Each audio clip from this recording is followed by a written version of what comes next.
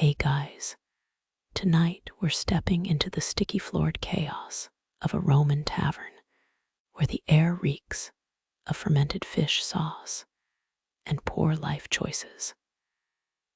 You're clutching a chipped clay cup of wine that tastes like vinegar brewed in a sock.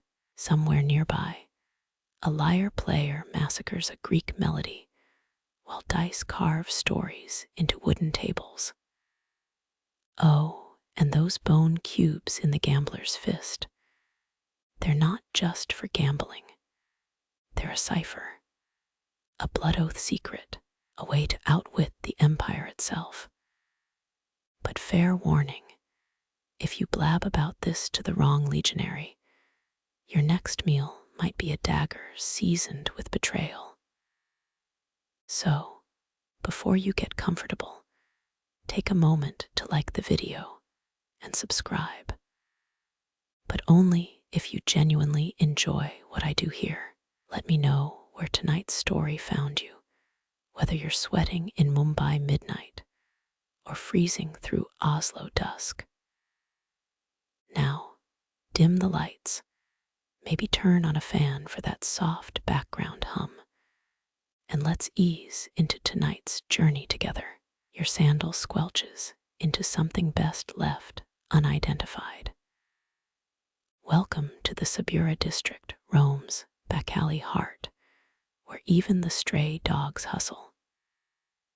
It's 62 CE, and Emperor Nero's face glares from a coin some drunk just dropped into a puddle. You're here because a whisper slithered through 3 provinces. Follow the dice. Not the ivory ones nobles use, those pampered cubes that land softer than goose down. No, the real game's played with Tali. Knucklebones, sheep ankle bones, polished smooth by greasy thumbs and desperation. A soldier slams his fist, rattling 4 bones across a table. Numbers flicker. 3, 4, 5. You catch the barkeep's side-eye. He's missing 2 fingers. Coincidence? Historia's definitely not paying me enough for this script, but hey, this place serves garum-flavored truth nuggets. Mainstream fact coming at you.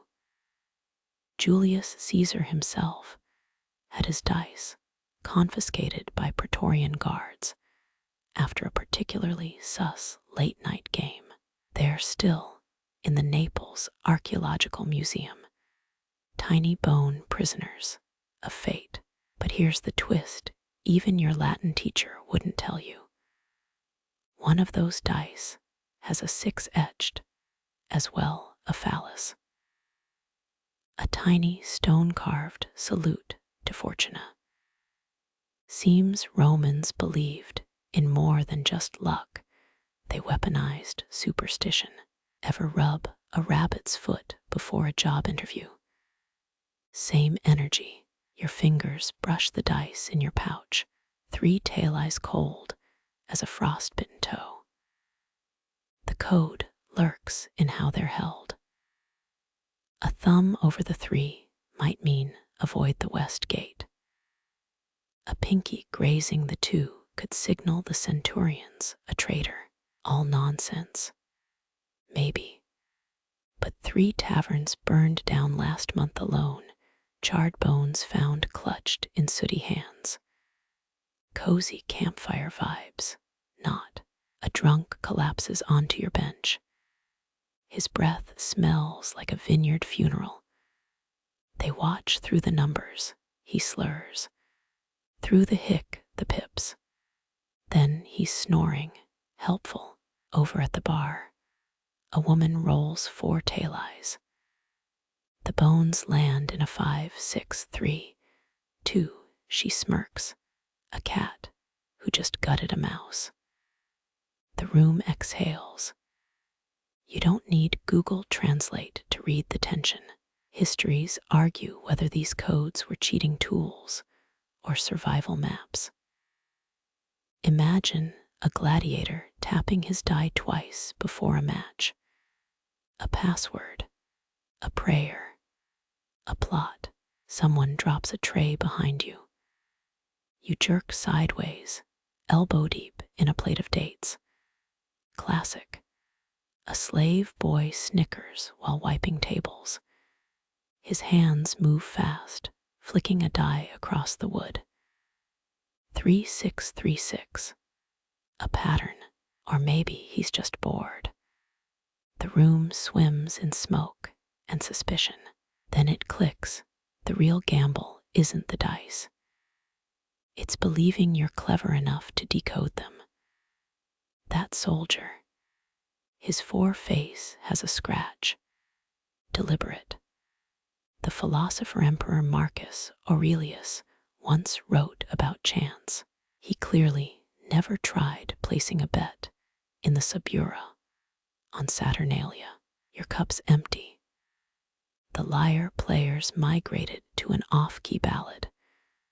That missing-fingered barkeep stares holes into your skull. Time to move. But as you stand, your sandal catches the bench, and 4 tail-eyes tumble from your pouch. They spin, wobble, settle. 6161. Silence licks the room. Even the lyre stops. The soldier stands. His armor creaks. The barkeep reaches under the counter, and your left sandal chooses now to snap its strap. Perfect. You step into the smoke-thick haze of a Roman tavern, the clatter of dice echoing like a promise. Your fingers brush a set of bone-carved cubes on a sticky wooden table, each edge worn smooth by decades of desperate thumbs. Gamblers huddle in packs around you, sweat and wine fumes clinging to their tunics. This isn't some senator's refined parlor game.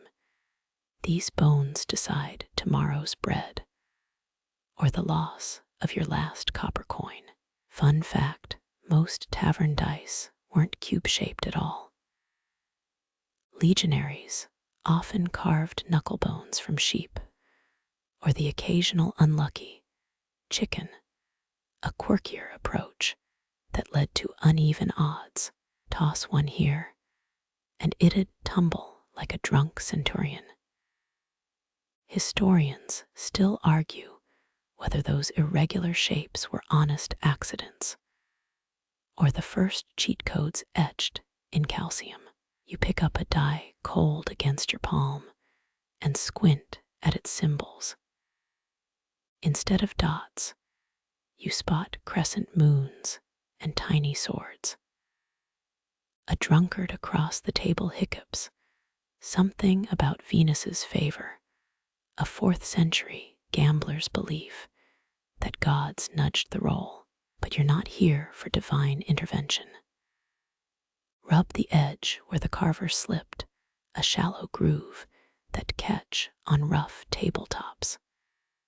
Subtle, ingenious, a never-before-seen trick for waiting throws without alerting the amateurs.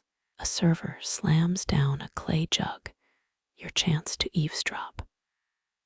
2 graying traders debate the Alexandria shuffle, a rumored move involving a bronze die hidden in the cheek. One swears he saw a Greek merchant swallow his evidence mid-raid. The other laughs, swallowed. More like paid the guard's bribe with it. You pocket the die, souvenir, or future evidence as a brawl erupts over a disputed throw. It's all wine-drenched theater until you notice the marks under the table. Scratched lines tallying wins and losses, except the symbols between them. A trio of dashes here, a looped cross there. You trace them, pulse quickening, familiar patterns like the ones on your die. Could be scorekeeping or a dealer's cipher. Modern casinos have pit bosses, but in Rome, maybe a bartender's code, quick warnings about sore losers or off-duty legionaries. A hand grabs your wrist. Friend, you look like a man who appreciates advantageous roles. The stranger's breath reeks of garum and greed. He slides a lead-weighted die toward you, its heft unmistakable. 50-50 split. You distract the Phoenician. I'll handle the rest. You almost admire the hustle. But before you can answer, a shout cuts through, something about a missing chicken. The man vanishes, taking his loaded gamble with him. You're left with your original prize, the grooved die. Perfectly balanced. A craftsman's secret buried in plain sight. And maybe your ticket into the deeper game. Because here's the twist, Rome's gambling dens weren't just luck pits, they were prototype data hubs. Every crooked carve, every tally mark, a line in antiquity's first probability algorithm. Tonight, you're not just rolling bones, you're reverse engineering a cheat sheet older than the Colosseum. One imperceptible groove at a time. The grooved die digs into your palm, a silent conspirator, as you crouch to study the table's underbelly. Wax drips from a nearby lamp, barely illuminating the clawed etchings. 3 parallel dashes, a triangle with a dot marks that mirror the symbols on your stolen bone cube. Your thumb finds that sly groove again. Coincidence.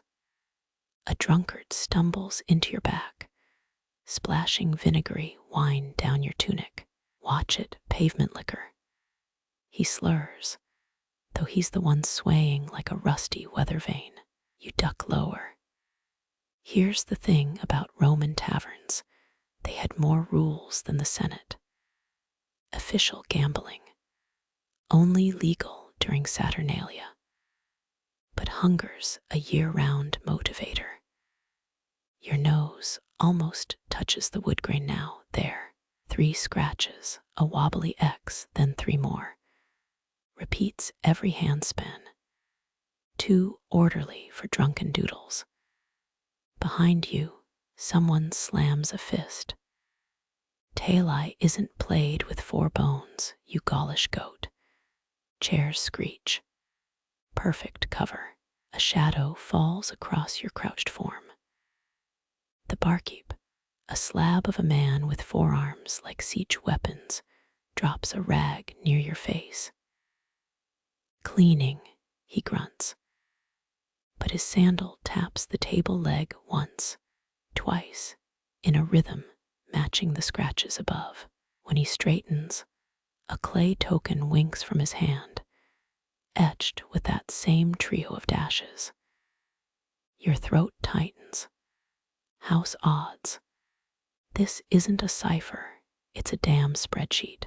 Fun fact, Caesar's troops reportedly tossed dice made from fallen rivals' bones before battles. Morbid, sure. But try finding a more motivated soldier than a man rolling his enemy's femur for luck. The barkeep snorts, nodding to your clenched fist. That one's seen a few riots. He says it like you've bonded over shared trauma. You flip the die, revealing the groove. His chuckle shakes his double chin. Amateur hour. Real pros use pigeon blood. For lubrication. For dramatics. He wipes the counter with theatrical flourish. Sprinkle a drop on a cursed die. Watch everyone avoid it. Then scoop it up later for guaranteed wins. You file that under Roman hustles 101. Historians still argue whether these tavern codes tracked debtors or predicted dice patterns. Maybe both. You trace the symbols again, feel the groove, and suddenly it clicks. 3 dashes, safe bet. Looped cross, heavy tipper nearby. This table's a live feed. The real game isn't the gamble, it's decoding the house's own tells. A coin clinks into your view. The Phoenician from earlier, olive oil still glistening in his beard, leans close. You seem observant. His smile reveals a missing molar. Let's discuss mathematics. He produces a die identical to yours, except the grooves on the opposite edge. Ever calculate the odds of 2 flawed cubes canceling each other out? Your brain scrambles. Probability theory in a rat-infested dive. Maybe Archimedes gambled incognito. The barkeep clears his throat, 3 quick rasps. A new code. You glance up. 2 off-duty legionaries loom at the door, scanning the crowd like disappointed parents. The Phoenician vanishes faster than a squirrel in a coliseum. The barkeep nods to a rear exit curtain. Your tab's covered, but the die stays. You hesitate, it's half your leverage. He shrugs. Or explain that groove to the Romans. They're very tactile during interrogations. Outside, moonlight washes the alley. Your palm feels naked without the die's weight. But victory hums in your veins. You've tasted the system. Every scratch, every weighted toss, they're variables in a brute force equation. No wonder emperors banned gambling dens.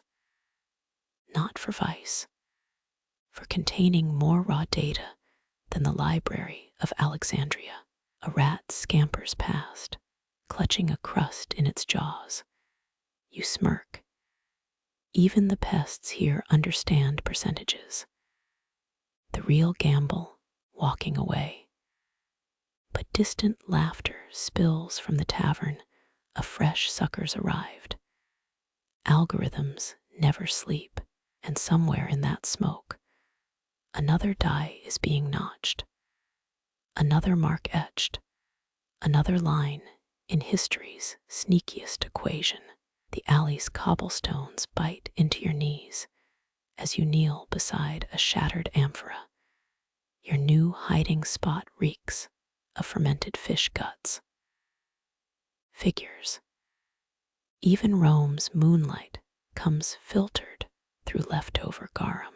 You press an ear to the tavern's clay brick wall. Muffled laughter seeps through, a half-drunken chant of sex. Sex. Sex. Not what you're thinking. They're cheering for 6s on the dice, and also maybe what you're thinking. A rustle overhead.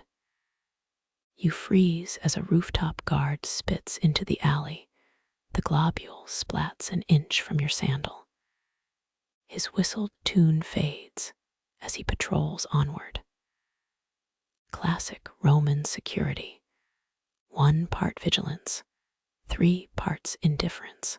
You crawl past discarded chicken bones toward a chip in the wall. Inside, the barkeep's shadow stretches across the gambling table. He's flipping your confiscated die with a smirk. Here's a twist. Turns out Caligula once jailed a man for cheating death via dice predictions. The emperor's exact words. Only I bend fortune's knees. Humbling to know even psychopaths feared probability. The barkeep snuffs a lamp, plunging the table into gloom. But not before you spot him pocketing 3 dice, each with that telltale edge groove. Your jaw clenches. should bet on him being the house's final boss. A hand clamps your shoulder.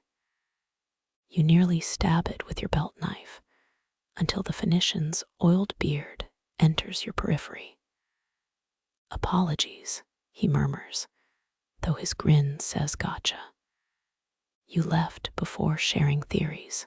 Rude, he kneels, producing a wax tablet covered in scratched numbers. "Observe 36 possible dice combinations. Now subtract outcomes controlled by, shall we say, engineered luck." His finger circles several figures. The house advantage narrows to a 3% window. "Exploitable, yes." You blink.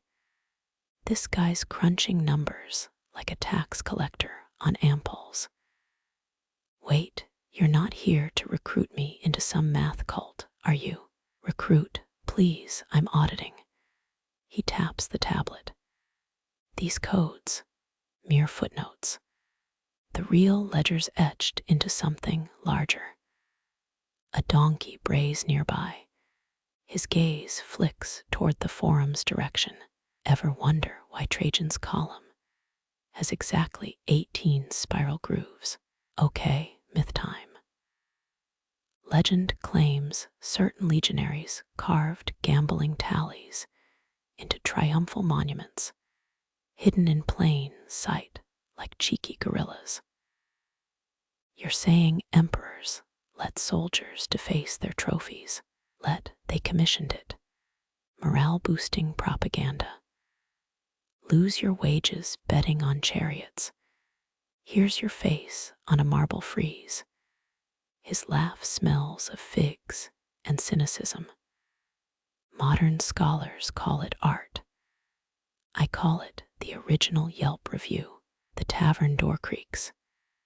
You both flatten as the barkeep emerges, hauling a sack of clinking something. He heads north, boots crunching oyster shells. The Phoenician nods. "Shall we tail him yourself, or trust this human abacus?" You opt for the devil who mentions percentages. The streets twist like snake trails, moonlight gilding the occasional lewd graffiti. Floria loves second and third and fourth. Ah, romance. The barkeep stops at a nondescript well. Your pulse spikes. This is either a dead drop or a body disposal site. But he yanks the rope, lifting not a bucket, but a submerged clay jar. Inside glint dozens of dice, some grooved, some blood-smeared. One with what looks like a hairline crack, revealing lead beneath. The Phoenician whistles softly. An actual loaded die. Thought that was a myth. Nah, you mutter. Just redundant. Regular dice screw people fine on their own. The barkeep extracts 3 bone cubes, pocketing them before resubmerging the jar. His shadow melts into an adjacent alley. The Phoenician creeps forward, reaching for the jar. Twang. A sling stone whizzes past his head, shattering against the well. You spin. The rooftop guard from earlier reloads his sling, turns out Romans do learn from missed spits. The Phoenician bolts, tablet clutched to his chest. You sprint south, sandals slapping stone, as another stone clips your elbow. The guard's yell follows. You shit on Pluto's doorstep now, ducking into a bathhouse's steam room entrance. You press against hot tiles. The guard thunders past. Sweat, or possibly someone else's bathwater, drips down your neck. A bored attendant eyes you for 2 denarii. The sweat scraping includes lies to the vigiles. You pay. He mercifully ignores your fish gut stench. Alone in the Laconicum's haze, Your mind churns. The jar of dice, the column, carvings, it's a feedback loop. Gamblers shape the codes, codes shape the bets. Bets fund the monuments, monuments inspire more gambling. Caesar's ghost is high-fiving Crassus somewhere. A wet slap makes you jump. Someone's tossed a towel onto the bench. No, not a towel. A palm leaf folded into a makeshift box. Inside, your stolen die. No groove, but a new symbol carved into the six face, a looping spiral. Your thumb traces it. Feels like Trajan's column, the Phoenician's work, a peace offering, or an invitation to up the ante. Outside, dawn threatens to blush the sky. The guard's gone. Your die winks in the pre-dawn gray. You pocket it, the spiral biting your thigh like a secret. Somewhere, the barkeeps plotting tomorrow's odds, the Phoenicians recalculating. And Rome, it keeps rolling, an empire built on engineered luck, where every throw's a prayer, every loss, a tax-deductible pilgrimage. A street vendor arranges fresh loaves as you pass. He nods at your disheveled state. Rough night. You flip the die once, watch it kiss cobblestones. It lands spiral up. Just auditing. His chuckle follows you down the street, mingling with the cries of silk traders and the eternal clatter of dice somewhere unseen. The house always wins. Sure. But today, you're the one walking away with the algorithm in your pocket. You step into the tavern's smoky haze, the air, thick with fermented figs, and goat fat candles flickering like drunken fireflies. A legionnaire slams his clay cup on a table, bronze bracelets clinking, as he gestures to the bone dice scattered between chunks of stale bread. You catch the sly twist of his lips, a grin that says he's either cheating or about to brag about his cousin's uncle's triumph in Gaul. But you're not here for honeyed wine or war stories. You're here to crack the code. 6 ivory cubes tumble across the wood. 3 land, snake eyes up, a cursed roll. The soldier swears in Latin sharp enough to shave marble. You lean in, spotting the faint marks carved into one die's edge. 3 crescent moons, symbols you've seen before, on a gambling ledger buried beneath Ostia's docks. Experts think these marks tracked bets for Emperor Augustus's secret lottery, a tax-funded racket disguised as divine favor. But you know better. Those moons aren't holy. They're loopholes. You slide 7 denarii across the table, the metallic clink drawing sidelong glances. The stakes. A friendly wager on the next roll. The soldier's grin widens. His die wobbles, a telltale lurch. Lead weighted. Classic cheat. You almost laugh. 2,000 years later, and crooked dice still sound like a toddler rattling a bean-filled maraca. But you let him roll. Let him think he's won. There's a deeper game here. Smoke stings your eyes as the dice bounce. 1 teeters on the edge, then settles. 4 daggers. A safe throw, unless you've memorized Venantius's cipher from the Castra Praetoria barracks. 4 means skip the next toll house. 2 daggers, bribe the guard. But 6 daggers meant a knife in the dark before dawn.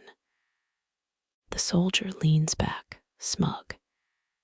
He doesn't realize you're not betting on the roll, you're betting on the scar-faced man nursing vinegar wine in the corner, the one with Nero's profile stamped on his ring. You lose. Obviously, the denarii vanish into the legionnaire's purse. But as he leaves, patting his lucky amulet, you palm the weighted die.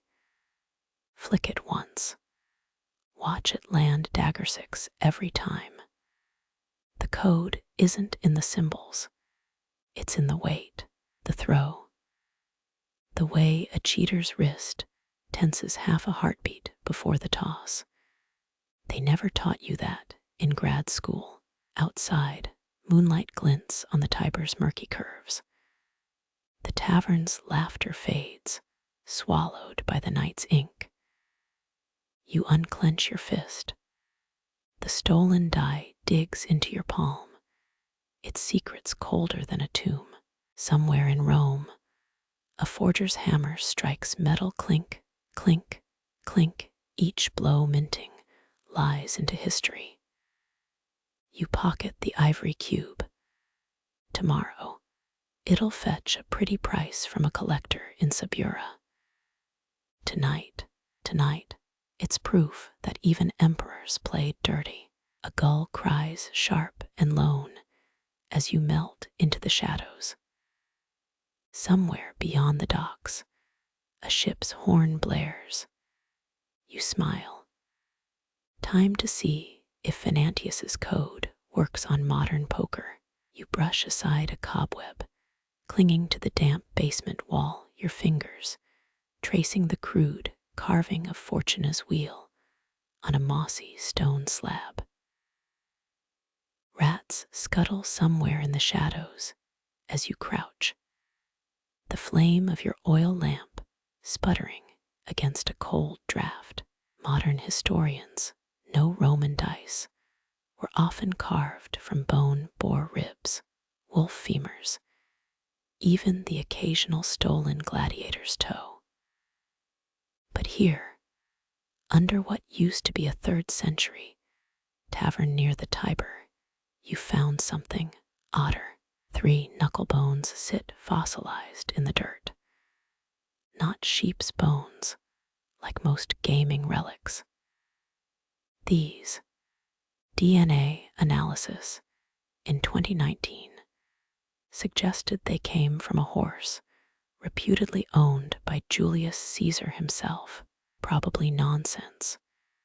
But then again, the man did have a habit of stealing famous horses after battle. Mark Antony's 3rd favorite stallion, anyone. You roll 1 between your palms, the ancient grooves for numbers still visible. This is Nox Fortuna, the secret dice game banned by 3 emperors. The rules: simple.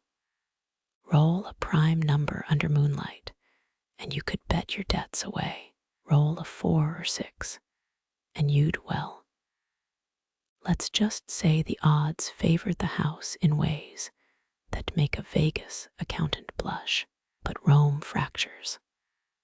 Barbarian hordes sack the vineyards to the north. And as Christianity rises, so does the church's allergy to pagan games of chance. By the 5th century, tossing dice in public could earn you a week's worth of Hail Marys and a lively stoning.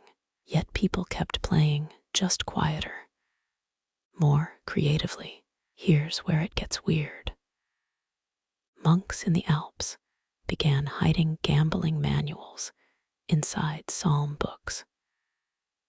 Mercenaries at the siege of Orleans carved dice into their sword hilts, and one enterprising Bavarian nun allegedly smuggled bone cubes in hollowed-out communion wafers, the original high-stakes sin snack.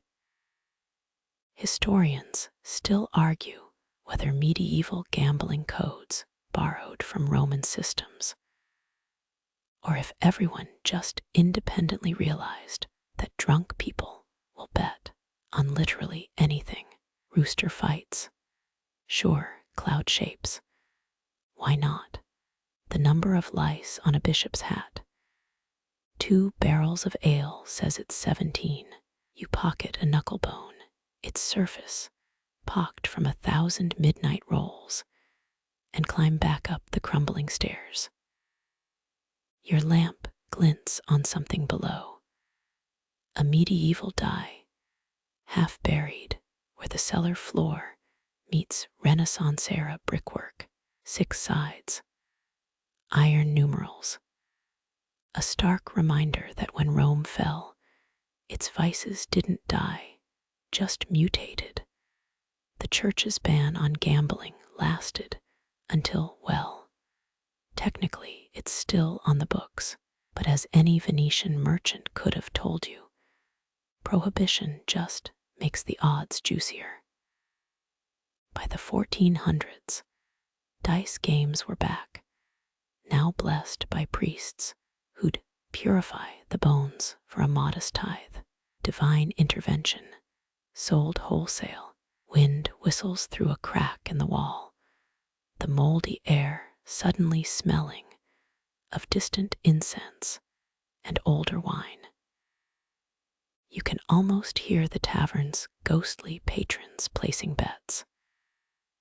A legionnaire whispers 7 denarii on Venus, rolling a 3. A silk merchant from the east raises him, offering a jar of peppercorns, and an embarrassing story about Cleopatra's cousin's pet lynx. Fortuna's wheel creaks in the dark. You blow dust off the iron die. 6 faces, 6 chances, 6 centuries of human itch to risk it all. The numbers glare back, unrepentant. Tonight, in casinos from Macau to Monaco, someone's rolling the same primordial math, praying to the same fickle goddess, only the stakes have changed. No one bets their freedom anymore, just their mortgages. As you exit into the amber haze of Rome's sunset, a street vendor offers you a souvenir, plastic dice molded to look authentically ancient. You decline. The real relics stay buried, waiting for the next fool hungry enough to gamble with ghosts. You duck under a low oak beam, smoke from fish oil lamps stinging your eyes as the tavern's din swallows you whole. A shout erupts from the corner, dice clatter across a warped table. A groan follows as someone's sandal stamps the mud brick floor. Tonight's game isn't about luck. Those bone cubes cradled in calloused palms, they hum with secrets. 3 players lean in a grizzled grain merchant, a legionnaire with a chipped tooth, and you. The rules here are simple. Toss the dice, drink watered wine, but the codes etched into each face, those aren't for fading eyesight. You run your thumb over the dice's edge. A tiny groove catches your nail. Beeswax, of course. Some gamblers melt it into pips to weight the roll. Others carve symbols only their crew can read. 1 die on the table shows a crescent moon where the 6 should be. You smirk. That moon's the same symbol you saw stamped on a merchant's cargo crate last week, the one hauling illegal Gaulish wine. Coincidence? The legionnaire doesn't think so. He shifts his cloak just enough to flash the dagger at his hip. A serving girl slams down another jug, the sour tang of fermented grapes mixing with sweat. You glance at the dice in your palm, 6 pips, but the 4's corner is chipped. Historians still argue whether these marks were betting tallies, ownership stamps, or messages for spies. But you felt the truth, the way certain numbers land more often when the carver's hand knew what they were doing. That 4 staring up at you. It's not a 4. Look closer. The lines form an arrow pointing left. You shift your weight just as the merchant's fist slams where your ribs had been. The legionnaire barks a laugh, his voice grating like a rusty hinge. New here, we don't play for coppers. He flicks a die into the air, catches. It reveals a smeared pip. Pork fat. They've greased the numbers to sway the roll. You lean back, letting the firelight glint off your wrist cuff. The one with the hidden compartment. The one holding a die you lifted from a drunk sailor in Ostia, its pips drilled hollow, filled with lead. You don't cheat, but you know how to speak their language. Outside, a donkey brays, sudden enough to make the merchant flinch. His hand darts to his coin purse. You don't need to see it to know what's inside. A clay token stamped with 3 circles. Found dozens like it near the old Circus Maximus, gambling vouchers from Nero's reign. Mainstream. Sure, emperors loved their chariot bets. But the token in his bag, the circles, aren't empty. Each holds a microsymbol, a fish, a spear, a trireme. You've heard the theories, bookies using them to track debts across the empire. The merchant catches your stare, tugs the purse strings tight. The game drags, wine spills, dice bounce. You let the lead-weighted cube slip into your palm. Their tricks are child's play compared to the Egyptian ivory dice from Memphis, the ones with hidden hinges that unfolded into tiny maps. Too bad the scholar who found them accidentally swallowed one during a sandstorm. True story. Or so the fresco in Pompeii's brothel claims. You shake your dice, feign frustration as your random toss lands on the greased 5. The legionnaire's grin falters. He knows that number shouldn't hit twice, not unless dawn bleeds through shuttered windows. The tavern keeper starts snuffing lamps. You rise, coins clinking in your pocket, and toss a bronze as onto the table. Let them think you're careless. The real prize isn't the money. It's the code humming in your skull, the one formed by every crooked roll and weighted toss.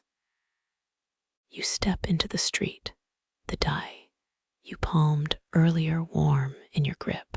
Ruts from cartwheels groove the stone deep enough to twist an ankle or hide a smuggler's route. Some secrets aren't meant for daylight, but as the sun crests the rooftops, you already know where to find the next game. You duck under a low oak beam, smoke from fish oil lamps stinging your eyes as the tavern's din swallows you whole. A shout erupts from the corner, dice clatter across a warped table. A groan follows as someone's sandal stamps the mud brick floor. Tonight's game isn't about luck. Those bone cubes cradled in calloused palms. They hum with secrets. 3 players lean in a grizzled grain merchant, a legionnaire with a chipped tooth, and you. The rules here are simple. Toss the dice, drink watered wine, but the codes etched into each face, those aren't for fading eyesight. You run your thumb over the dice's edge. A tiny groove catches your nail. Beeswax, of course. Some gamblers melted into pips to weight the roll, others carve symbols only their crew can read. One die on the table shows a crescent moon where the 6 should be. You smirk. That moon's the same symbol you saw stamped on a merchant's cargo crate last week, the one hauling illegal Gaulish wine. Coincidence? The legionnaire doesn't think so. He shifts his cloak just enough to flash the dagger at his hip. A serving girl slams down another jug, the sour tang of fermented grapes mixing with sweat. You glance at the dice in your palm, 6 pips, but the 4's corner is chipped. Historians still argue whether these marks were betting tallies, ownership stamps, or messages for spies. But you felt the truth, the way certain numbers land more often when the carver's hand knew what they were doing. That 4 staring up at you. It's not a 4. Look closer. The lines form an arrow pointing left. You shift your weight just as the merchant's fist slams where your ribs had been. The legionnaire barks a laugh, his voice grating like a rusty hinge. New here. We don't play for coppers. He flicks a die into the air, catches. It reveals a smeared pip. Pork fat. They've greased the numbers to sway the roll. You lean back, letting the firelight glint off your wrist cuff. The one with the hidden compartment.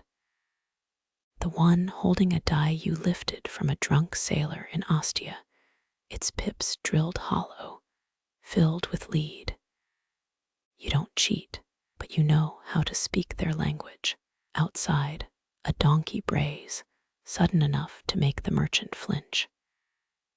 His hand darts to his coin purse. You don't need to see it to know what's inside. A clay token stamped with 3 circles, found dozens like it near the old Circus Maximus, gambling vouchers from Nero's reign. Mainstream. Sure, emperors loved their chariot bets, but the token in his bag, the circles, aren't empty.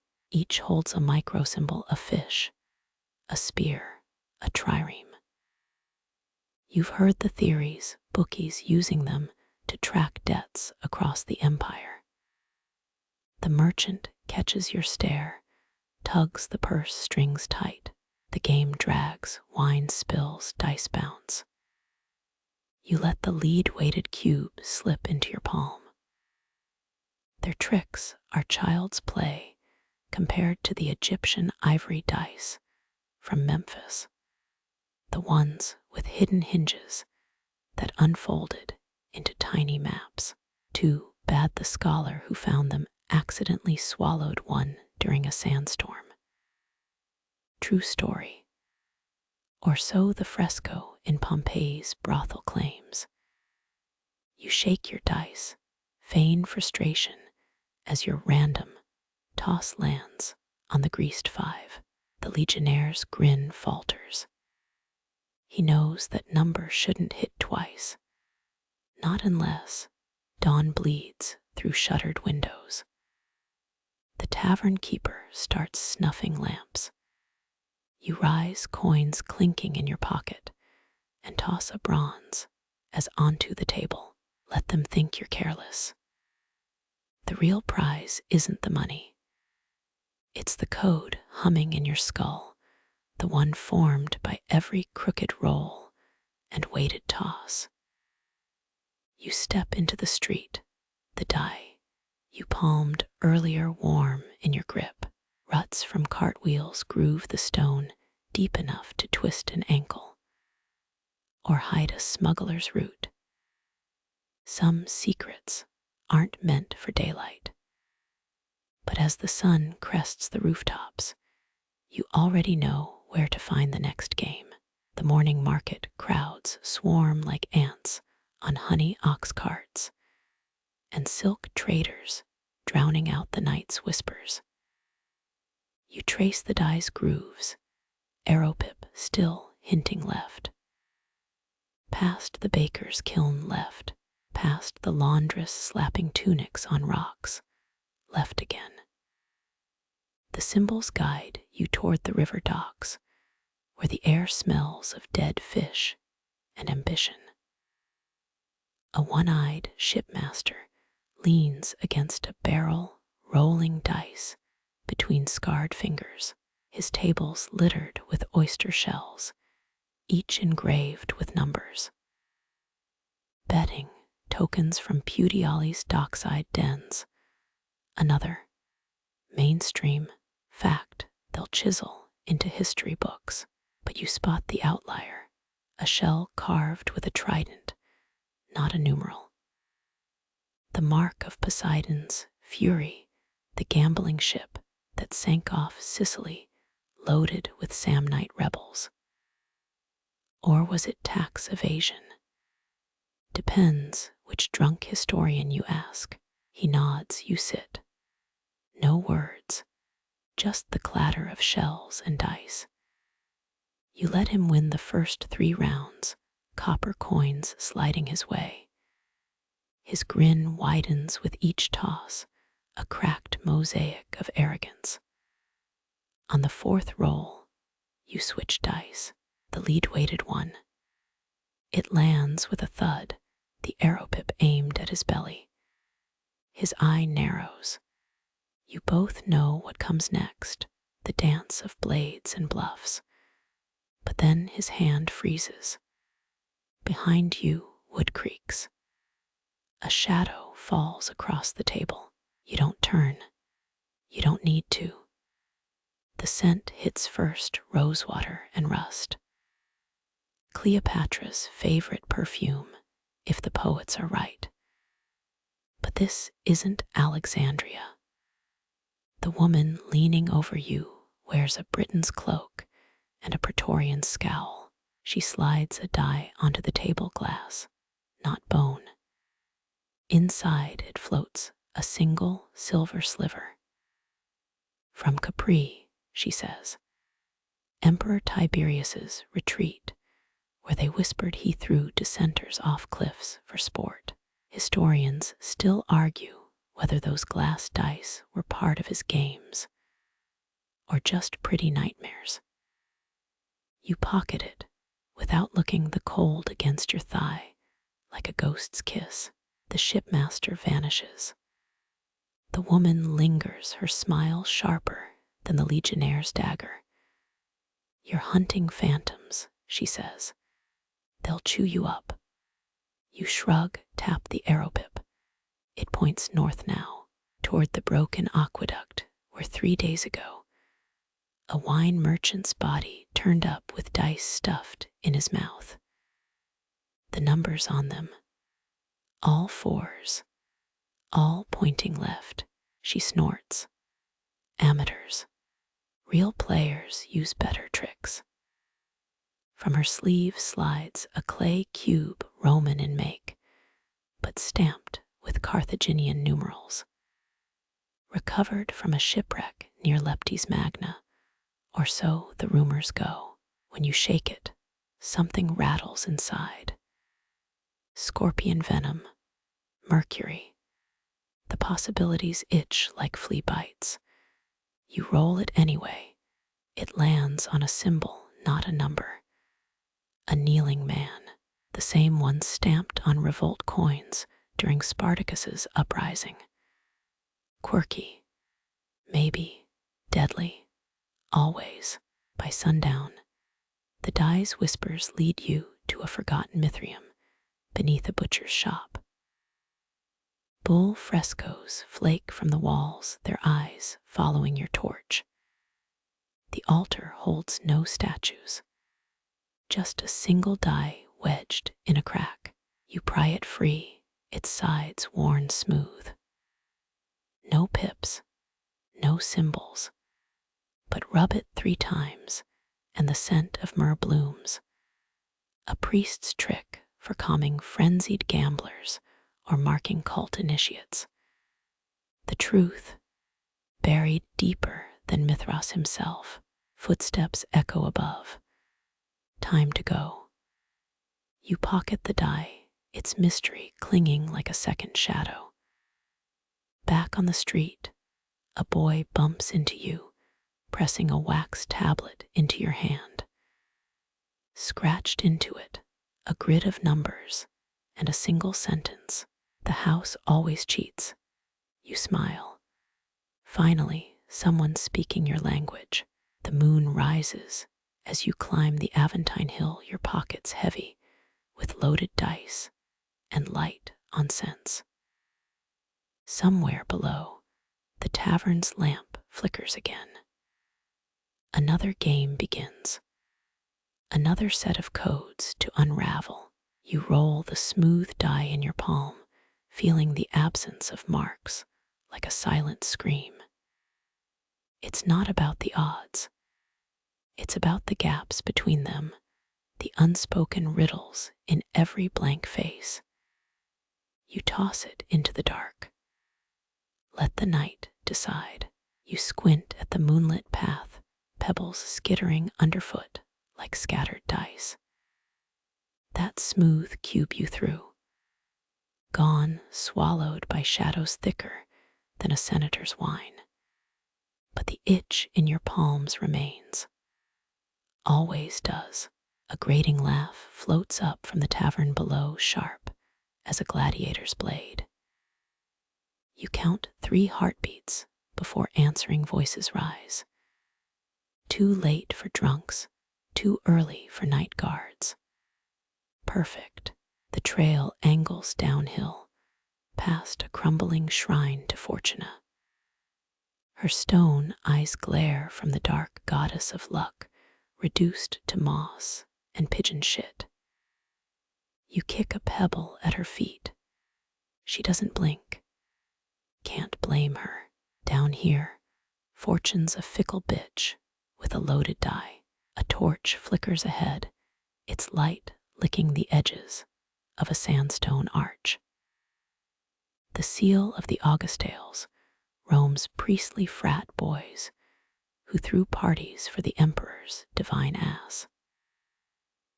Mainstream history paints them as pious social climbers, but you've swept enough vomit from alleyways to know their basements held more dice games than prayers. The arch leads to a stairwell, each step worn concave by a century of nervous heels.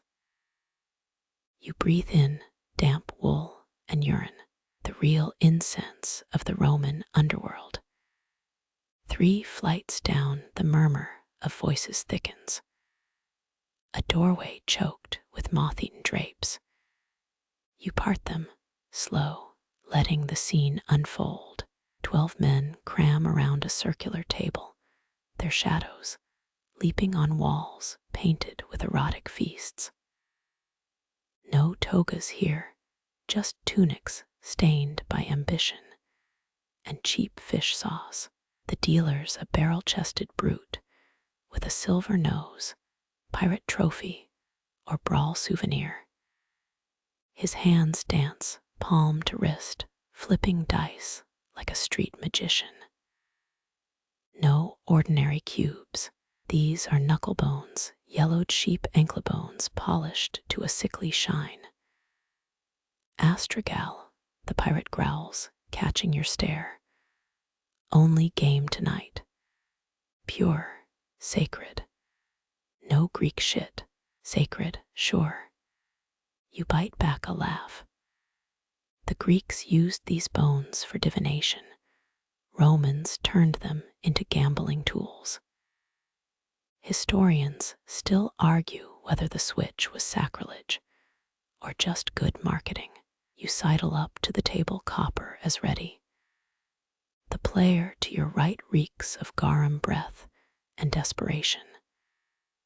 To the left, a teenager with a senator's ring and a twitchy eyelid. Daddy's money meets bad life choices. The pirate slams the bones, rattling them in a bronze cup. 4 rolls. High throw wins, except his grin widens. Venus throw cancels all. Ah, the so-called sacred roll, when bones land on 4 unique sides, rarer than an honest tax collector. You nod, palms itching. The first round's a blur, bones clacking, coins clinking. The senator's kid throws a 9, garum breath scores 8. Your turn. The bones feel warm, almost alive. You shake once, twice, and scatter them across the table. 3 4s. A 2. 14, barks the pirate. Garum breath groans. The kid's ring glints as he throws an 11. Safe. Round 2. The pirate adds a new rule. Left hands only.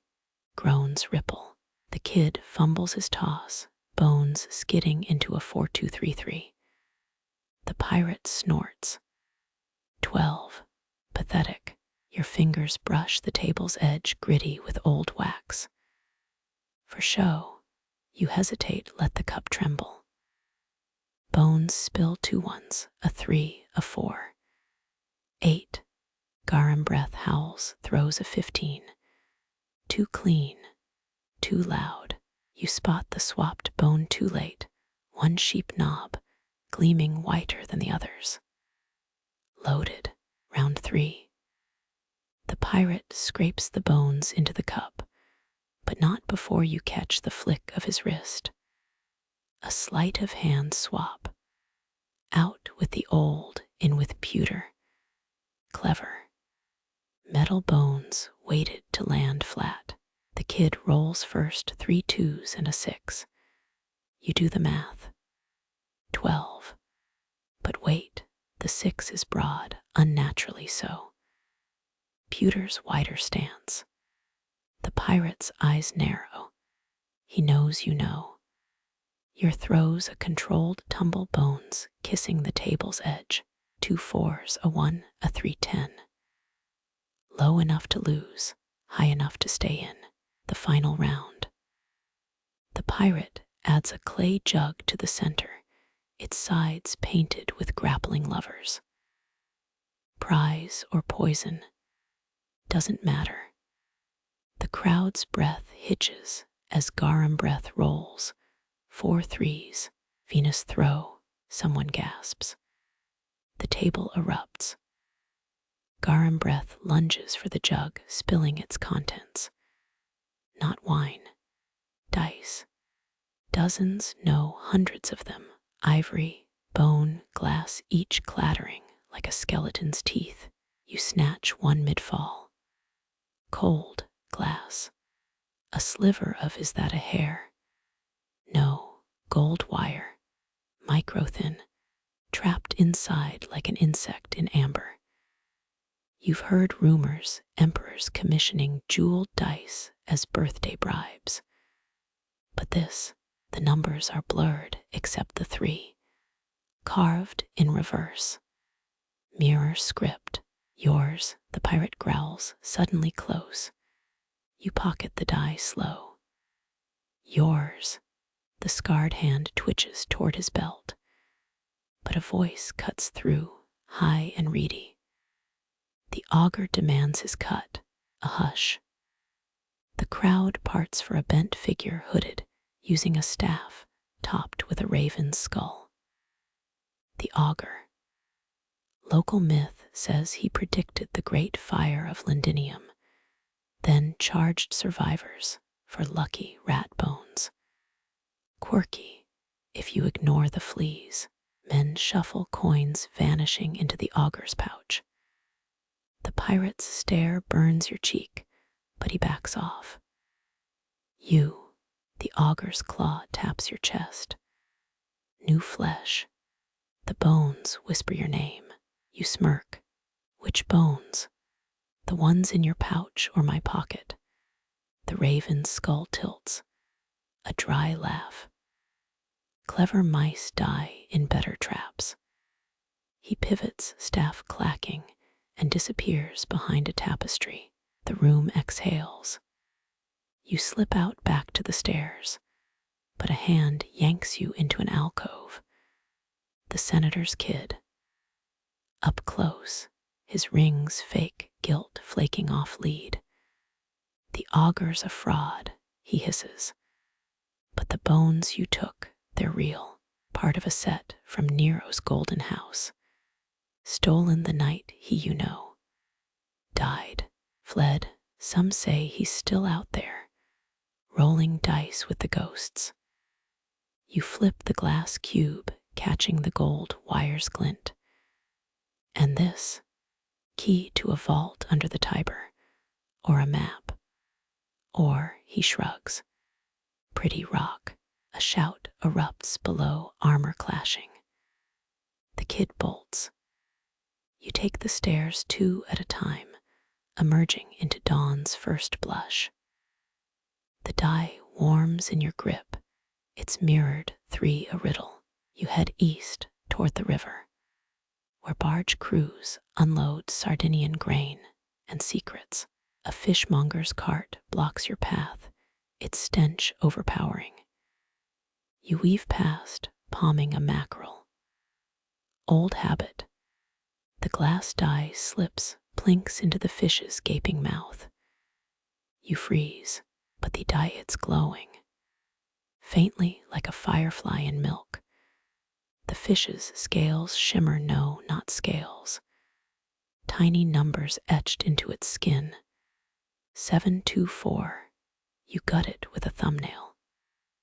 No guts, just papyrus, rolled tight and reeking of vinegar.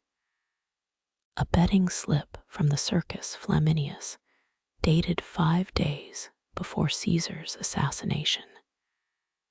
Mainstream fact, they raced chariots there for centuries. But this slip, the racers' names are scratched out, replaced with symbols. Dagger, bull, wreath. A shadow falls. You tense, ready to run, but it's just a street sweeper. He eyes the fish guts. You dropped something. Under his broom, a single bone die. Goat, by the look. You grab it, feel the hidden groove. Twist. The die splits, revealing a scroll fragment. 3 words, beware the house. The sweeper shuffles off, humming. You let the note fall, its ink dissolving in mackerel slime. Too neat, too staged. The real game's elsewhere. You follow the die's glow to a riverbank shack, walls patched with ship sails. Inside, a one-legged man paints dice with squid ink. Late, he grunts. Game started without you. Beyond him, a table. 7 players, 7 dice towers, 7 cups of something steaming. Not wine. Hemlock tea. You decline with a headshake. The dice here are different. Carved from midnight wood, pips filled with crushed fireflies. When shaken, they spark. The man catches your gaze. For night games, custom of the Julian fleets, fringe, definitely. Tiberius's navy supposedly used luminous dice during night raids, but that's tavern talk. Still, the effect's hypnotic. Green-gold trails blur with each toss, a drunkard's comet shower. 3 rounds in, you're down 14 copper coins. The firefly dice keep landing on ones. 2, consistent.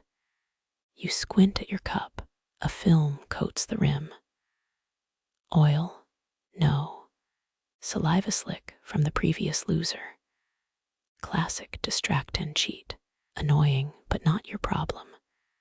Your fingers brush the hidden die, gold wire humming. Time to change the game. Switch, you bark, slamming the glass cube onto the table. Silence, then laughter. The one-legged man wheezes. Girlie wants to play pretty.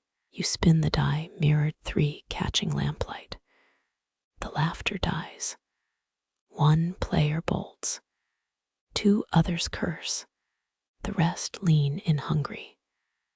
Where'd you get that? A woman mutters. Nero's ghost. You shrug. He says you owe him 50 sesterces. It lands on 7. Impossible, the mirrored 3 glares up. But the pips they've shifted. Now showing 7. Because the die isn't glass. It's rock crystal. The gold wire, a hinge.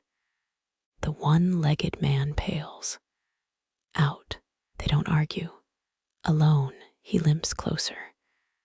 You've got no idea what you're holding. Enlighten me. It's a vote. Your brow lifts. Roll a 3, kill the general. Roll a 7, spare the slut. Democracy for tyrants. You pocket the die. Which one's this? The unreported vote. The one they buried. Outside, the river churns, waves slapping the shack's stilts. You toss him a copper. For the hemlock, he snorts. It's licorice root. Try keeping alert on night watch without it. The die burns against your thigh. Vote, harbinger, trinket. The lines blur like ale in a dirty cup. You hike back toward the Aventine dawn, now a thin band of tarnished silver. At the bridge, a beggar holds out a bowl, not for coins, for dice. You drop the firefly cube in. It glows briefly as he clutches it to his chest. Bless you. You almost believe him. You slide the bone die between your fingers, its edges worn smooth by 1,000 throws. Smoke hangs thick in this tavern's back room, the air sharp with wine and the tang of sweat-soaked tunics. Across the table, a grizzled legionnaire eyes your steak. 3 silver denarii, glinting beside a clay cup of something that smells suspiciously like vinegar mixed with honey. You roll, a decisive clatter, and the room holds its breath. Rome's gambling dens thrived despite laws tighter than a gladiator's grip. Officially, dice games were illegal outside Saturnalia's chaos. Caesar himself supposedly lost 50,000 sesterces mid-revelry, though historians still argue whether that figure's inflated or just imperial arrogance. But here in the shadows, soldiers and senators alike bet fortunes on bone squares no bigger than a thumbnail. 1 excavated die from Pompeii even bore a carved phallus for luck, because nothing says divine favor like a miniature marble appendage. Your opponent's hand twitches toward his dagger as you reveal your toss, Venus, the highest roll. He mutters a curse in gutter Latin. You lean back, fingers brushing the tavern walls graffiti. Modern eyes might dismiss those scrawled lines as drunk nonsense, but shift your gaze just so, and patterns emerge. Cross-hatched marks tallying debts, faded initials of long-dead cheats, that crude drawing of a half-eaten fig, a code for loaded dice sold here. Clever bastards, these ancient risk-takers, masters of saying everything while saying nothing. A serving girl passes with a platter of garum-drenched snails. You decline with a grimace. Last week's crocodile dung sunscreen ordeal taught you to avoid local delicacies. Instead, you palm the die again, tracing what most would mistake for mere scratches. tiny notches along the 5 face, a grip aid for controlled throws. Genius, sublime, utterly illegal. Experts recently carbon dated similar marked dice to Nero's reign, though debate rages whether they were tools of fraud or sacred objects used in underworld rituals. Either way, you're tempted to try the trick yourself until the legionnaire flips the table. Wood slams against stone. Coins scatter. Someone screams. You're sprinting through the tavern's labyrinthine back rooms before your brain processes the danger, vaulting ale barrels, ducking low-hanging oil lamps, nearly braining yourself on a dangling cluster of dried fish. The coated dice burn a hole in your palm as you run. Historians love debating these artifacts' purpose, but right now, you'd trade every academic theory ever penned for a 10-second head start. You burst into moonlight, the Tiber's stale breath washing over you, and pause to check your loot. The die winks up from your fist, moonlit pips swimming like black tadpoles. Somewhere behind you, sandals slap wet cobblestones. Somewhere ahead, a trio of drunk scribes wobble homeward. You melt into their shadow, the night's adrenaline fading to a dull buzz. Dawn's first blush tints the horizon when you finally stop back against the cold marble of Trajan's column, heart drumming a frenzied rhythm against your ribs. The die feels heavier now, weighted with centuries of secrets, with the laughter of men who gamed beneath Vesuvius's smoking shadow, with the desperation of slaves betting freedom on a lucky cast. You press it into a crack between two stones, a relic returned to the city that birthed it, and walk away. Some codes aren't meant to be cracked, just honored. Morning birds sing as Rome stirs awake. Somewhere, a baker's son rolls dice for bread crusts. Somewhere, a politician palms a bone cube carved with fate. The game never ends, it just changes players. You adjust your sun-faded cloak, smile at the distant clatter of gaming tables, and disappear into the crowd. The morning sun burns off the Tiber's mist as you blend into the flow of toga-clad Romans. A fruit seller's cart rattles past, its wheels spitting mud that barely misses your newly stolen sandals. Some habits die harder than others. Up ahead, the forum buzzes with its usual chaos. Lawyers shouting over each other, vestal virgins fingering their temple keys, and 3 street urchins crouched over a dice game so poorly concealed they might as well be waving a "please arrest us" banner. You pause beside a wine-stained wall plastered with decrees. Your gaze snags on a freshly painted notice, Emperor Marcus Aurelius upping the penalty for unlicensed gambling to 30 lashes, and a month cleaning public latrines. Harsh, but maybe deserved after that incident with the decurions' missing nose. Historians love framing Rome's anti-gambling laws as moralistic truth is. Half the Senate owed money to underground den operators. Can't tax what you're busy pretending to outlaw. A drunk cart driver bumps into you, his breath reeking of fermented fish sauce. "Watch it, pretty boy," he slurs, then freezes, eyes widening at the faint dice calluses on your palm. You both know that mark. His snarl melts into a conspirator's grin. Aqueducts at noon, he whispers, jerking his chin eastward. Ask for the weasel. And just like that, you're back in the game. But first, breakfast. You join the queue at a thermopolium where the menu's written in grease on the wall. The server slops lentil stew into a bowl you're 70% sure wasn't washed since Hadrian's last visit.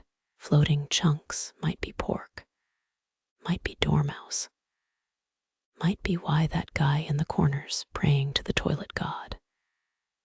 You eat it anyway. Calories are calories when you've been chased by dagger-happy legionnaires all night. Between slurps, you study the counter's edge.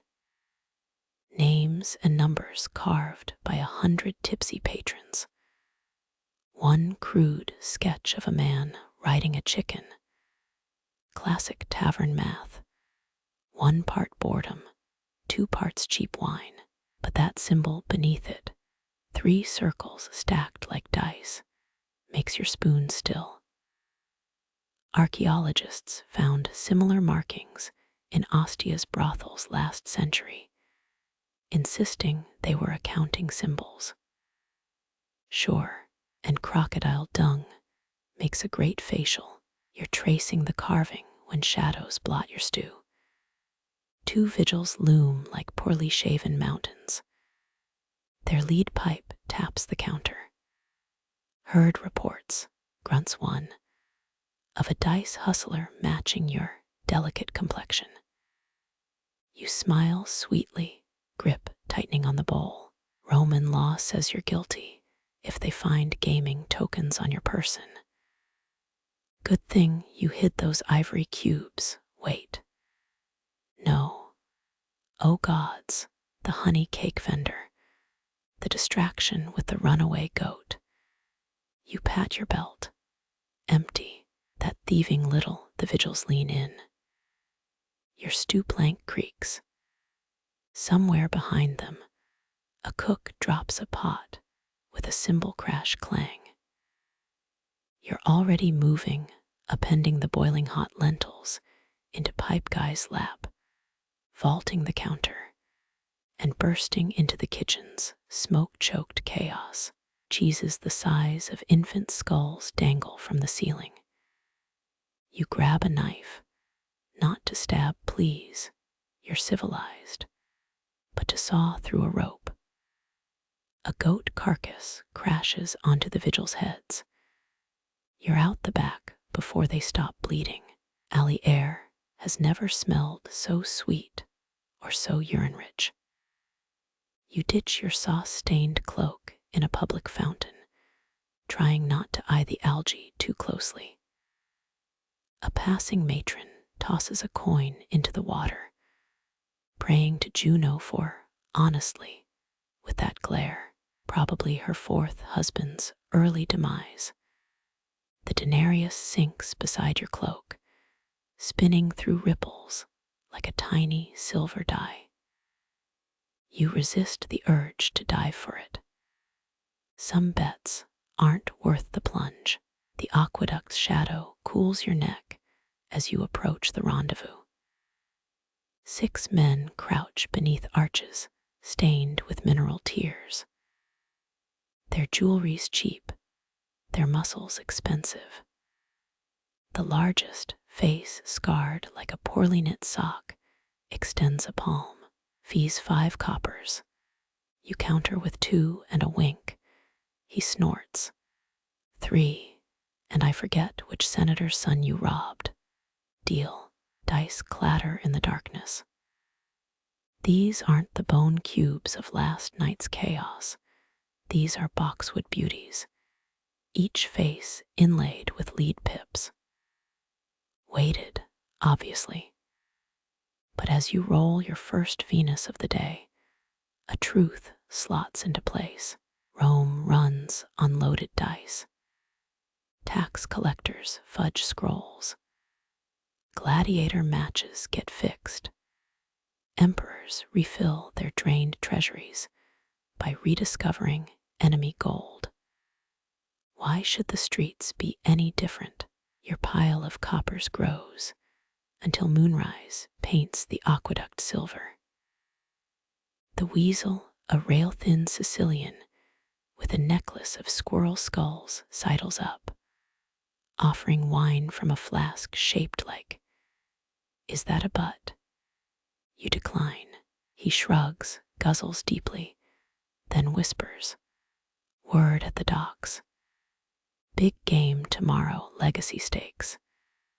When he names the location, your pulse stutters. The temple of Venus Uracina, sacred ground, where the city's highest rollers pray to the goddess of luck before bankrupting each other. Historians still argue whether those marble gaming halls hosted holy rites or high-stakes vice. Why not both? You're halfway to the river, mentally calculating bribes for temple guards, when the scream cuts the night. Not the "I've been cheated" wail, not the "my wife found out" howl.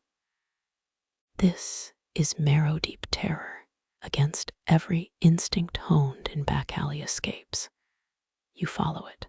The scene stinks of iron and madness. A dice game frozen mid-throw. One player gutted on the cobbles. The killer, a red-eyed Greek clutching bone cubes, keeps shrieking Invictus, Invictus. As vigiles wrestle him down, blood pools around his sandals, swallowing the dice at his feet.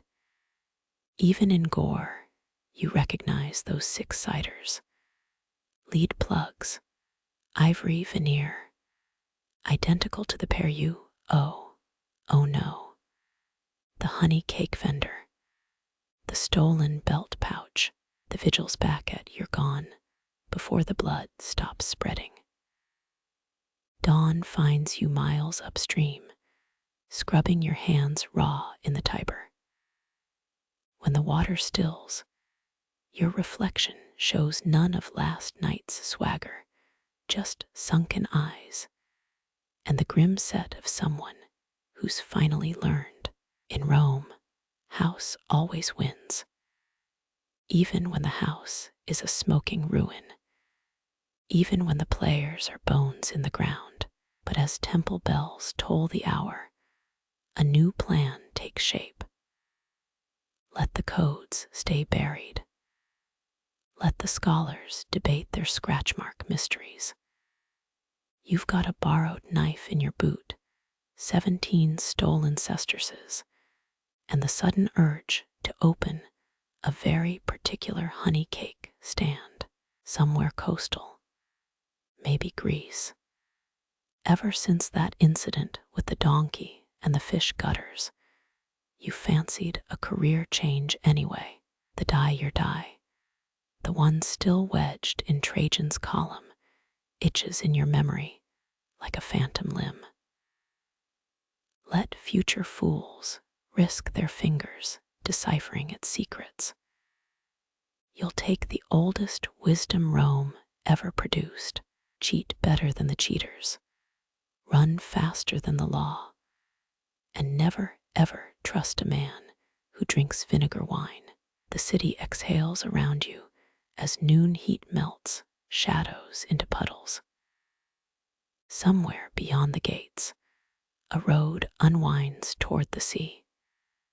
Somewhere behind, dice rattle like dead men's teeth. You adjust your stolen sandals, spit in the Tiber's general direction, and start walking. 15 paces out, a laugh bubbles up, raw, relieved, borderline unhinged. Let them have their coated bones. You've cracked the only cipher that matters, how to survive another day in the empire that gambles, and the game that eats empires whole. Morning birdsong, A distant shout, the clack of dice on marble. Rome keeps rolling. The morning sun brands your neck as you shuffle through Rome's gates, sandals slapping against cobbles worn smooth by a million fleeing feet. That vinegar wine stench fades, replaced by dust and donkey dung. Behind you, the city hums like a wasp nest poked by a particularly suicidal badger. Ahead, the Appian Way stretches, a ribbon of ambition carved through hills stubborn enough to make even the gods shrug. A ox cart rattles past, its driver singing off-key hymns to Mercury. You hop on the back casual as you please, nestling between amphory-labeled garum that smell like a fisherman's regret. 2 miles later, a pothole jostles the axle. The crates shift. One jar cracks, oozing fish guts onto your tunic. The driver doesn't notice. You don't care. Survival tip 7. Always smell worse than whatever's chasing you. By midday, you're haggling with a one-eyed fig seller at a roadside stall. His prices are criminal. His produce, mummified by the sun, could double as sling ammunition.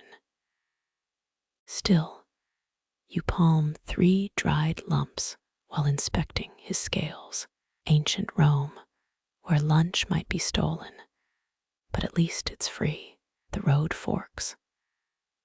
Left to Brundisium, ships to Greece, anonymity, honey cakes fried in stolen olive oil. Right to Capua gladiator bars, dice games played with actual human teeth. You're reaching left when hoofbeats shatter the quiet. 4 vigiles gallop past, kicking up chalk-white dust. Their leader's horse wears a bronze champron shaped like Medusa. Dramatic, overkill, very Roman. You press against a milestone carved with distances to forgotten towns. The stones warm at your back, your stolen knife warmer against your thigh. But they're not stopping. Not yet. A wine shop squats ahead, its clay tiles half collapsed. Inside, 3 travelers nursing cups of something that could strip rust. You join them, ordering whatever won't unalive me before sunset. The server, a woman with thumbs calloused from years of pouring, regret slides over a cup. It tastes like resentment, fermented in a lead cauldron. You drink it anyway. The vigils' voices boom outside. Description matches. Slight build, dice tattoos between knuckles. Your cup freezes halfway to your lips. Tattoos. You glance at your hands, bare since that incident with the squid ink, and a very enthusiastic Alexandrian sailor. Relief evaporates when the door slams open. Medusa helmet fills the doorway. You, merchant. He points past you to a trembling man clutching a chicken. Wrong target. Classic. The vigils drag him out, demanding receipts for his foul. You slip through the kitchen, past a boy, turning a spit roast hare that's mostly charcoal, and melt into an olive grove. Trees stretch in military rows, their gnarled limbs heavy with fruit. Perfect cover, except for the fact you're now marinating in a sludge of fig guts, stolen garum, and panic sweat. A farmer eyes you from a donkey, gripping his pitchfork like your Cerberus incarnate. You toss him a sestertius. He catches it midair, impressive reflexes, and nods toward a hay cart headed east. You're knee-deep in scratchy straw when the debate starts. Capua's Gamble versus Brundisium's unknown.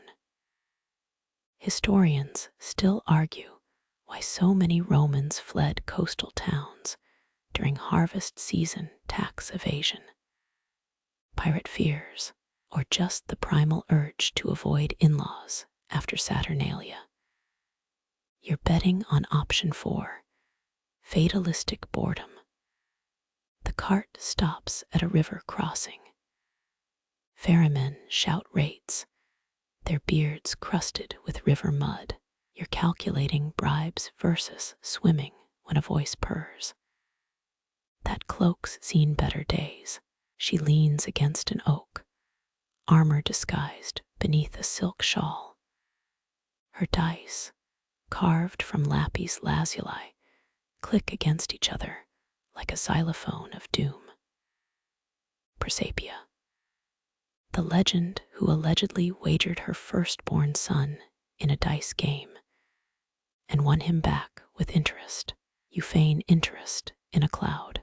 Word travels, she says, inspecting her nails. Especially when a certain temple's funds go missing. Your stomach plummets. The temple of Venus Uracina job, a disaster involving a liar player, a live goose, and 0 actual coins. Presapia laughs, a sound like coins down a well. Relax, I've got a proposal. Night finds you in a barn loft, squinting at her map. It's not parchment, it's human skin. Allegedly. Presapia swears it's just really enthusiastic goat. The symbols, a mishmash of astrological signs and tavern markers. She traces a route to Pompeii's lesser-known vice district. Every book scroll claims their gambling dens burned with Vesuvius. But idiots forget. Lava can't melt stupidity. A rat scritches in the hay below. Presacia's dice gleam in moonlight, their blue facets swallowing the dark. You roll one across your palm. Unnaturally cold. Weighted, but not with lead. Something denser.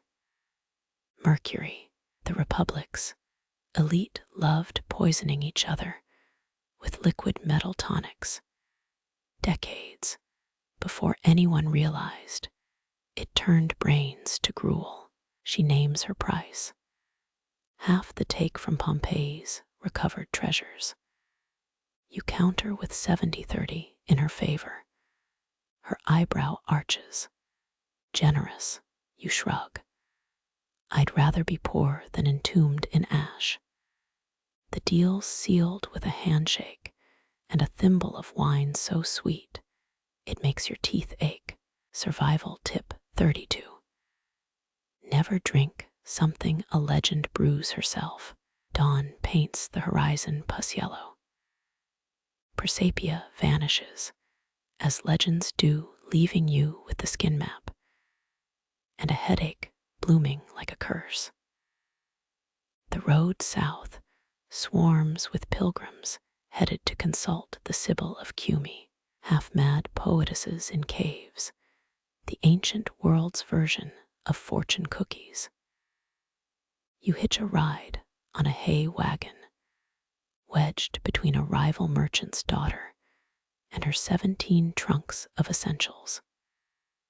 She eyes your dice-roughened hands. Gambler or poet, you grin. Depends on the odds. She blushes, you sigh. Here we go again. 3 hours later, your swatting flies off a stolen honey cake, slightly crushed, still delicious when the first tremor hits. The earth shivers like a dog shaking off bathwater. Pilgrims scream. Mules bray. Somewhere behind, Vesuvius looms dormant, smug, and utterly indifferent. The tremor fades. The crowd laughs nervous, too loud. You pocket the cake. Some risks even you won't chew. By dusk, Brundisium's walls stab the horizon. Salt air scrubs the garum stink from your clothes. The port seethes with sailors, smugglers, and at least 3 people you definitely owe money. You're weighing berth costs when a familiar laugh curls around you, like honey over a blade. Persapia leans against a net-mending post, rolling her cursed dice. Changed your mind? You haven't. She knows it. Pity. But do try the octopus skewers. The chef's a former Praetorian. His marinades to die for. The ship's captain demands payment up front. You count out sestertius, each one etched with Marcus Aurelius's frown. Storm's coming, he grunts, eyeing the western sky. Good, you lie. Rough seas mean fewer pursuers. As the gangplank creaks up, a street urchin pelts you with a fig. For luck, he crows. It's rotten. Perfect. You tuck it into your belt, a reminder. Nothing in Rome ever stays buried. Not secrets. Not debts. Not even emperors. Sailors shout. Ropes snap taut. The horizon tilts, and as the ship claws into open water, you finally exhale. Let scholars dissect Caesar's battle tactics. Let senators bribe their way onto golden toilets. You've mastered the true Roman art. Exiting before the roof caves in. Somewhere astern, a lantern sways, its light fracturing into 1,000 darting ripples, like dice tossed on dark water. You close your eyes. The sea hums a lullaby of salt and escape. Tomorrow's problem. Today's triumph.